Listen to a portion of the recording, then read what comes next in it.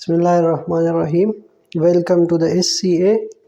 इस लेक्चर में इंशाल्लाह आज हम डिस्कस करेंगे homolytic and heterolytic bond fission को। इससे पहले हमने डिस्कशन की थी इम्पॉर्टेंट टर्म्स की, जिनमें शामिल थे electrophile, nucleophile and free radicals. So आप सबसे गुजारिश है कि चैनल को सब्सक्राइब करें और बेल आइकन को प्रेस करें ताकि तमाम आने वाले नोटिफिकेशन आपको वक्त पर मिल सके। तो चलो स्टार्ट करते हैं। पहले हम देखते हैं होमोलिटिक बॉन्ड फिशन और होमोलाइसिस को।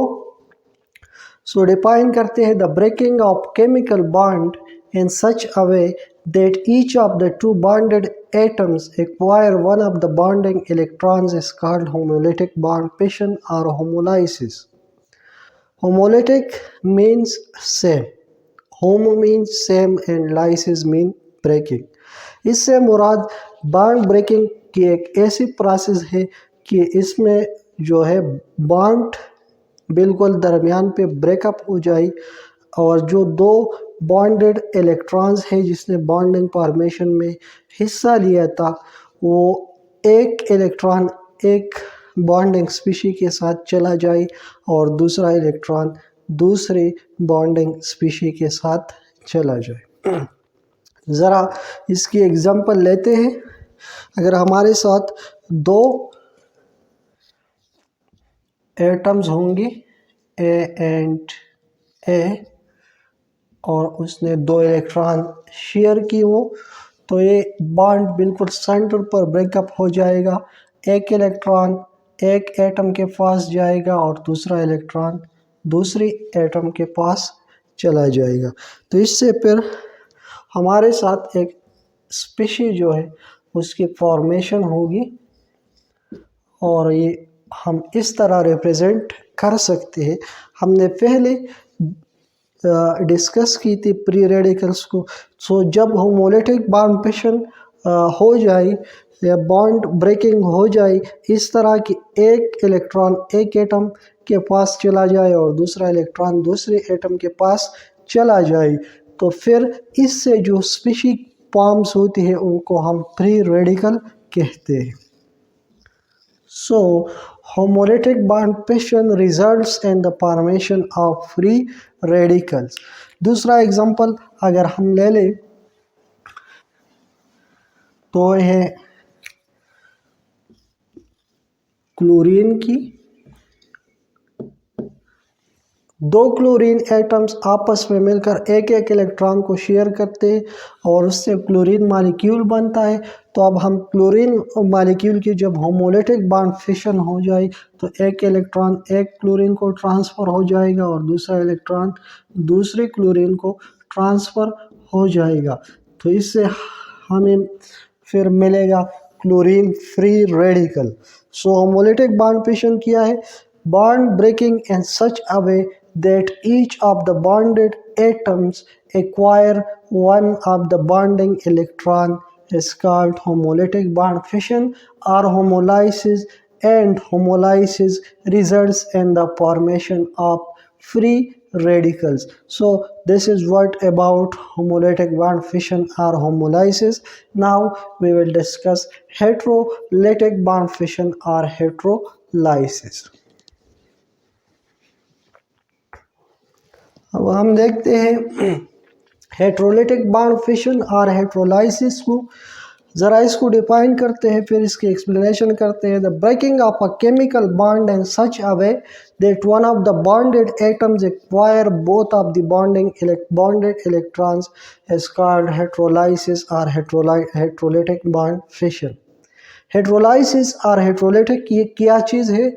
जब केमिकल बॉन्ड इस तरह ब्रेक हो जाए कि एक एटम्स दोनों इलेक्ट्रॉन एक्वायर करे और दूसरे एटम को कोई भी इलेक्ट्रॉन ना जाए, वो डेफिशिएंट रहे, तो इसको फिर हम hetero means different and lysis mean breaking, तो इसको हम डिफरेंट ब्रेकिंग या हेट्रोलिटिक फिशन या हेट्रोलाइसिस कहते हैं। ज़रा इसको एक्सप्लेन करते हैं। हमारे साथ एक बॉन्ड है, अगर ये इस तरह ब्रेकअप हो जाए कि एक एटम जो है ये दोनों इलेक्ट्रॉन एक्सेप्ट करे तो इस एक एटम पे पॉजिटिव चार्ज आएगा, दूसरे एटम पे नेगेटिव चार्ज आएगा। अगर हम दूसरे एग्जांपल ले लें HCl की,